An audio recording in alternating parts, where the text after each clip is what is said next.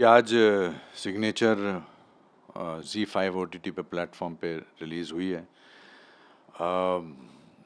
Reviews कमाल के आए हैं और कल भी कुछ लोगों ने देखी। क्या हुआ है कि कोविड के बाद दुनिया का ऐसा कोई इंसान नहीं है जिसने अपने किसी को खोने के डर में का वो एहसास ना किया हो। ऐसा नहीं था कि लोग उससे पहले बीमार नहीं होते थे या हॉस्पिटल से उनका पाला नहीं पड़ता था, लेकिन कोविड के वो जो 1.5-2 साल थे उसमें हम सब जीवन के उस दौर से गुजरे हैं जहां हमें लगता है कि किसी को अगर कोई हॉस्पिटल चला गया वो वापस आएगा कि नहीं। तो सिग्नेचर ऐसी ही कहानी है। कोविड से लेना देना इसका कुछ नहीं है। एक मध्यम वर्गीय परिवार का शख्स है जिसका किरदार मैं कर रहा हूँ, अरविंद, जो अपनी ज़िंदगी भर की पूंजी कमा करके फाइनली रिटायर होके उसने एक घर ले लिया शहर से दूर, और अपनी बीवी के साथ जो उनका पूरा सपना होता है वो ग्रेचुटी प्राउडेंट फंड संभाल के यूरोप में जाते हैं घूमने। ये मिडिल क्लास के सबके सपने होते हैं। और वहाँ एयरपोर्ट पे उनकी बीवी का, जिसका कि रोल सोनाली कुलकर्णी जी कर रही हैं, उसको ब्रेन हेमरेज हो जाता है एंड वो हॉस्पिटल में लैंड कर जाती है।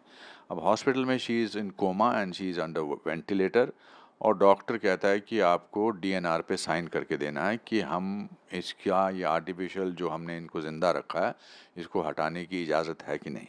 तो वो उनसे पूछता है कि इसके चांसेस क्या हैं।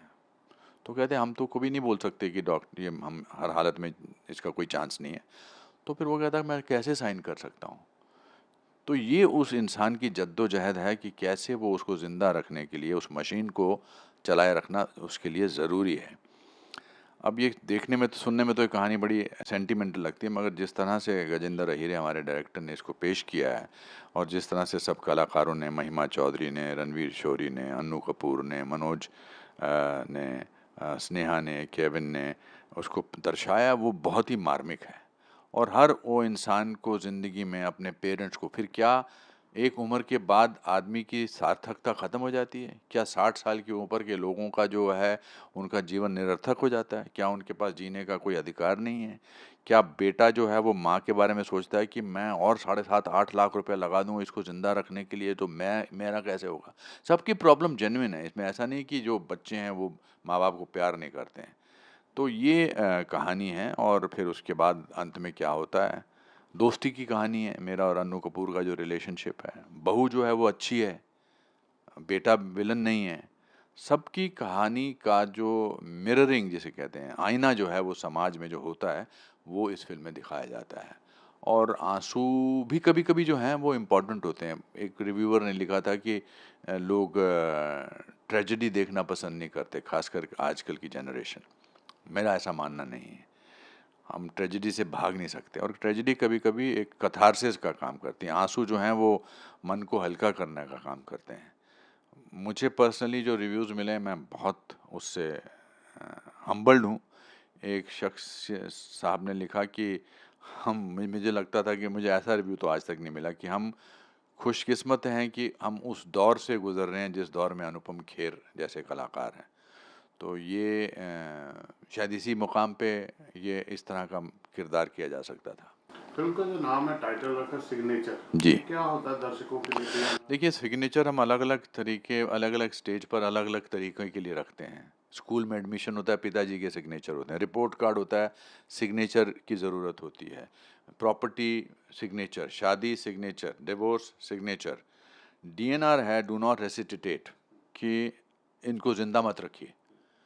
उस पर जो है आपके जो करीबी रिश्तेदार हैं उसके सिग्नेचर चाहिए होते हैं। तो मेरे कैरेक्टर की जो बीवी है वो हॉस्पिटल में है, वो वेंटिलेटर में है, और डॉक्टर उनसे चाहते हैं कि ये सिग्नेचर उस पेपर पे साइन कर दें कि कल को अगर हमें ज़रूरत पड़ी तो हम वो वेंटिलेटर हटा दें ताकि वो मौत की तरफ जा सकें। तो ये सिग्नेचर बहुत इम्पोर्टेंट हो जाता है, जो कि फिर फ़िल्म में आपको देखने को मिलेगा कि आगे जाकर वो किरदार क्या करता है।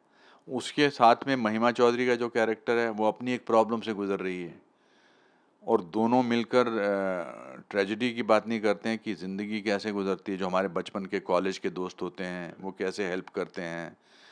हॉस्पिटल में क्या होता है, हॉस्पिटल में तो सब जा चुके हैं। मेरी खुद की मदर जब हॉस्पिटल में थी, कोविड में हुई थी, आपके फादर या कि जो भी कैमरामैन हैं उनके, ऐसा कोई इंसान नहीं है जो हॉस्पिटल के चक्कर नहीं जिसने काटे हैं। और ये एक डर कि अब मैं किसी की ज़िंदगी, वो क्या, उसका एक डायलॉग है कि मैं क्यों डिसाइड करूं कि तुम्हें मरना है या नहीं मरना। तुम चाहती हो कि मैं डिसाइड करूं, मैं नहीं डिसाइड करना चाहता। तो सिग्नेचर उसके लिए इम्पोर्टेंट हो जाता है। आपकी माताजी ने भी फिल्म देखी, बहुत भावुक हो गई थी वो फिल्म देख जी के। जी जी जी। क्या रिएक्शन था उन्होंने? माँ बेटा कितना भी बड़ा हो जाए, माँ माँ ही होती है। और जिस दौर से मैं उस फिल्म में गुजरता हूँ, वो देख के वो भावुक हो जाती हैं। उनको लगता है कि मेरा बेटा ऐसा कर रहा है। फिर मुझे रात को फ़ोन करके पूछती हैं, बोलती हैं, तू ऐसी फिल्में क्यों करता है जिसमें तुझे रोना होता है या मुझे रुलाता है। बट बट फिर खुश भी होती हैं जब तारीफ़ होती है। But it's a difficult thing for any mother और father to see her son going through that. वो थोड़ी देर के लिए भूल गई थी मैं अनुपम खेर था, वो मुझे अरविंद ही देख रही थी। मगर फिर भी माँ का जज्बा तो ऐसा होता है सबको। अच्छा, सबने अभी आज सुबह किसी ने मुझे मैसेज भेजा कि मेरी शादी को 35 साल हो गए हैं और इस फिल्म ने मुझे सोचने पर, उन्होंने तो Zee5 पे देखी आज सुबह सबसे उठ के, क्योंकि उनके हस्बैंड और उनकी बेटी देखने आई थी, वो नहीं आ पाई थी। गजरा हमारी दोस्त हैं, और उसने कहा कि मैंने उठते देखी और मुझे लगा कि हाँ 35 साल हो गए हमारी शादी को, और अगर मैं हॉस्पिटल चली गई तो शैलेश क्या करेगा इस सिचुएशन में।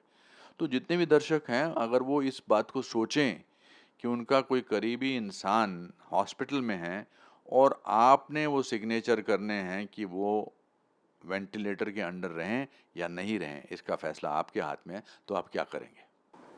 रियल लाइफ में भी खेल साहब बहुत ऐसी प्रॉब्लम आती है। आपने इंश्योरेंस पॉलिसी पे भी इसमें जिक्र किया कि जी पैसे मिलेंगे और मरने के बाद तो क्या मैं जी मरने का इंतजार करूं। जी ये पॉइंट कितना वैलिड है, क्योंकि इंसान को जब मेडिकल के लिए पैसे की जरूरत होती है तो पैसा उसको चाहिए। और कभी कभी हम इंश्योरेंस को इम्पोर्टेंस भी नहीं देते। देखिए, इस फिल्म को देखने के बाद फिर किसी ने मुझे कहा कि यार insurance is important, but insurance एक पॉलिसी है कि ये इंश्योरेंस पॉलिसी तो ऐसी है जिसमें आपको पैसे आपके पार्टनर को आपके मरने के बाद मिलेंगे। फिर एक और है कि वो एक न्यूज़पेपर के उसमें एडिटर से मिलने जाते हैं, जूनियर एडिटर से, और जो क्राउड फंडिंग के लिए, तो वो कहता है कि जी हम आपकी क्राउड फंडिंग नहीं कर सकते, जिसकी हमने पहले की थी वो यंग था।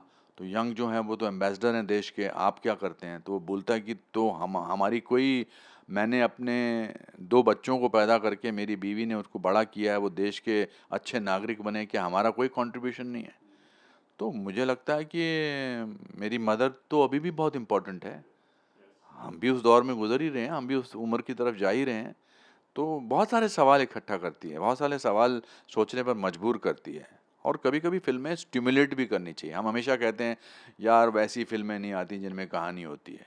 अब ये ऐसी फ़िल्म है जिसमें कहानी भी है, परफ़ॉर्मेंसेस भी हैं, और ये आपको सोचने पर मजबूर भी करती है। हाल ही में मैंने एक बहुत ही दिल को दहला देने वाला किस्सा सुना किसी से, कि एक श्रीमान जी ने अपनी मदर को ओल्ड पीपल्स होम में डाल दिया था, वृद्धाश्रम में डाल दिया था। वृद्धाश्रम में फिर वो बीमार हो गई, फिर वो बहुत ही सीरियस हो गई, फिर उसको वो ऑलमोस्ट घर ले आया, फिर 1-2 दिनों में मरने वाली है। तो फिर माँ ने, उस मरती हुई माँ ने अपने बेटे से कहा कि बेटा, वो वृद्धाश्रम में पंखा नहीं था और बाल्टी नहीं थी, या कुछ पानी का कुछ प्रॉब्लम थी, या एयर कंडीशन नहीं था, या पंखा नहीं था। तो बेटे ने, ये सच बात है, बेटे ने अपनी माँ से कहा कि माँ तुम तो जा रही हो, अब क्या इस बारे में सोचना। कहती नहीं बेटा, मैंने तो जैसे तैसे गुजारा कर लिया, लेकिन जब तू उस वृद्धा आश्रम में जाएगा तो मैं तेरे भले के लिए कह रही हूँ। तो दैट शोक मी कम्प्लीटली। जिन्हें, बुजुर्ग ऐसा सोचते हैं। हाँ, मरने के वक्त भी वो सोचते हैं कि तू, मेरी माँ जो सुबह सुबह मुझे रोज़ 8 बजे फ़ोन करती है, और सिर्फ वो देखने के लिए फ़ोन करती है कि मैं ठीक हूँ कि नहीं, और बड़े आशीर्वाद देती है, थूक लगाती रहती है, थू थू करती रहती है, टच वुड करती रहती है। तो माँ बाप का आशीर्वाद तो किसी भी चीज़ से बढ़कर है। आत्म सम्मान के लिए, शांति के लिए भी बहुत अच्छा है। तो भाई माँ बाप का ध्यान तो देना पड़ेगा। आज आ गई है हमारी फिल्म Zee5 पे, द सिग्नेचर, ज़रूर देखिएगा, आपको ज़रूर पसंद आएगी।